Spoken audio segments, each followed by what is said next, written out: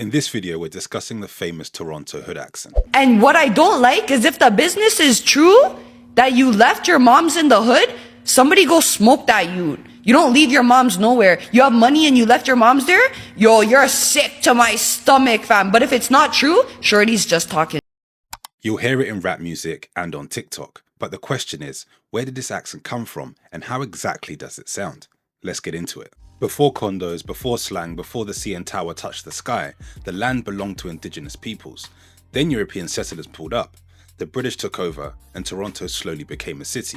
And even back then, black people were there. Some were enslaved, some escaped the US seeking freedom, and generations of black Canadians built roots in this place. Fast forward, waves of immigrants reshaped the city. Irish, Italians, and Eastern Europeans. And then the real shift, Caribbean and African migration, especially post-1950s. Folks from Jamaica, Trinidad, Guyana, Haiti, Nigeria, and Somalia all landed in Toronto. Kids grew up side by side in the ends, trading words, rhythm, and culture until the accent we know today was formed. Now, with that historical context in mind, let's discuss some key components of this accent. The first component is a high pitch and a constant use of inflection when speaking.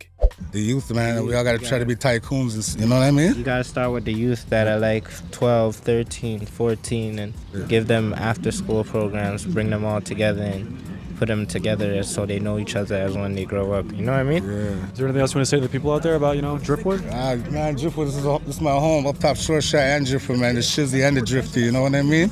Is that a Canadian thing though? People say that. You say every sentence like it's a question. Yeah, people say that. So you know what I did about it? So then I was like, yeah, I'm gonna take this and make it comedy. So I took the question that they're like, yo, you make everything sound like a question. And I was like, yo, I'm gonna make a TikTok and talk like everything's a question. So I sat there for about 4 hours and couldn't sound like a question, so. But I feel like you just did it like 3 times. Really? Well, I couldn't do it. You know what it is? It's at the end, you're going like, end?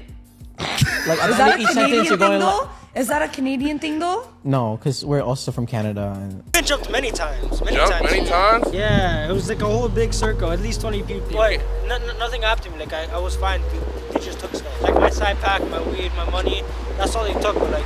The second component is a hard final R. The R at the end of a word is not only pronounced, it's emphasized. That's my IG and also the canvas. That's my brand. That's my clothing brand, my brother Andy. So the canvas, DA canvas. Me and my brother, we lived right there. The third component is unique vowel pronunciation, especially with the letter O. You'll hear it in words like no and about. What are your thoughts on Toronto Hoodmans? Yo, these guys are racist, fam, and I hate when try to act hood, fam. It's not hood, broski. When you try to act hood, fam, you're not hood, fam. Real spill. Stop moving bald when you're a good youth, fam. You guys are a good youth, eh? And what is this shirt all about? It's all about JFH, about connections, Crazy. So that's the plaza right there. I put like 200 bands into like a basketball program called Yace. Not everything you do gotta make $1. It's a process. I went on tour with Drake for free. I went on Drake tour with 50 Cent for free. Paid my own ways. You know what I mean? Yeah. But it's just for my brand. You get it? It was like that. Yeah. So. No, I'm one of the biggest people from my area doing the internet stuff. Mm-hmm. You're one of the biggest people from your area. And it really is a process. I did this for a year and a half and was down $20,000. Mm-hmm. Door dashing 20, 30 hours a week just to pay for me to go places. There's no better investment than actually investing in yourself, The fourth component is replacing the TH with a T or D. So instead of this, you may hear this. And instead of that, you may hear that. What's your favorite Toronto slang word? Gerber. Why? All these kids are Gerbers. Waistsuits. All these kids are Gerbers, fam. Absolute waistsuits, fam. Kroski, when I see my dog in the block, I just go to him and be like, yo, Kroski, what you saying? What's the major red flag in a Toronto girl? Fam, low-key, it's when she has a mean Toronto accent, fam. Like, my word, that's just a turn-off. Like, yo, Toronto accent? Nah, no, shorty, nah, she can't talk like that still. Like, she can talk Toronto, but when you, yeah, that's not.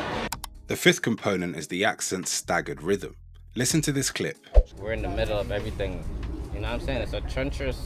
It's not that treacherous, but like it's trenchy out here. You know what I'm saying? Do you feel like you had a normal life growing up? At times. For example, there's days like we're at camp and like it happens, and because like there's I was one of those 30 kids, like the staffs know my bro, so something's happening in the hood, like the staffs are gonna come tell me and like that would ruin my day at camp. Like we're on a field trip and I'm hearing something just happened, or someone I seen yesterday died, or someone that I seen today just died, and they're getting the call at work and they're like, yo, broski, da-da-da-da. I'm like 11, 10 years old, man, they're telling me someone died at like Mandarin or something, like, you know? Now I can't eat, so like, there's pros and cons, like, you know what I mean? Like, I won't say we got a lot of resources, but they definitely gave us help. Like, I mean, this Boys and Girls Club made us, right? Mm-hmm.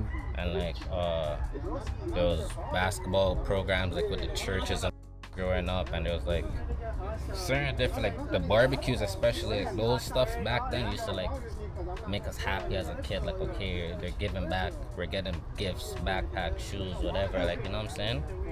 Now, what would be interesting to know is what you guys think of the pronunciation points just mentioned. Let me know down in the comments below. While there, if you're enjoying this video, give it a thumbs up and subscribe to the channel if you haven't already. Now, let's discuss some key words and phrases that you're likely to hear in Toronto. The first is miskeen. Miskeen is used to describe the man them who be acting like they're on that, but they're not on it. You know, the ones that put their pants all the way down here and walk around like they're on it, fam, you're not on it, broski. The second is you know. What are your thoughts on the Toronto accent? Nothing wrong with it, like, you know, man's moving like I talk like I'm from Baltimore. They talk you know what I mean, like, that's what American man's talk. White man, that's that English? Is that English? Yo, these Americans, some Gerbits, man. Google what Gerbit means. Leaf suits. Like, they're gonna say I'm copying the UK, you know? Stupid. The third is toos. What's the best accent in the world? Yo, broski, two's my word, broski. It has to be the Toronto accent, my word, broski. Want every accent besides Toronto, come on now, bro. And that's on broski. What am I, dead? The fourth is mandem. What's the worst place in Toronto? Low-key Godstone. That place is weird. It stinks. It reeks, fam. Everywhere we go, I'm always walking on the roads. Man, them are weird. There's bare bucktees there. And not only that, the parks there are mod things, fam. You can't even ride the swings. There's always a bucktee on one of the slides, yo. The fifth is catty. So what is a catty?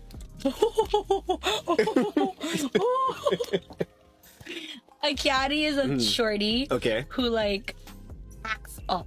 Okay. In my opinion, my definition of a caddy would be a shorty who acts up. Now, as I'm sure you can hear, a lot of the terms used are similar to what's used in London, and there's no surprise since we're both heavily influenced by Jamaican culture. I've discussed the London accent in a bit more detail. I'll link the video up here, and I've also discussed the Jamaican accent in a bit more detail. I'll link that video up here. Now, to be clear, not everybody from Toronto sounds like this, and not everything that's used in this video is exclusive to Toronto. I'm sure I left a few things out in a bid to keep this video under 10 minutes. What would be interesting to know is what you guys think about this accent down in the comments below. If you found this video useful, feel free to share it to somebody else who may find it interesting. Don't forget to like this video and subscribe to the channel if you haven't already. As always, I will see you in the next one. Peace.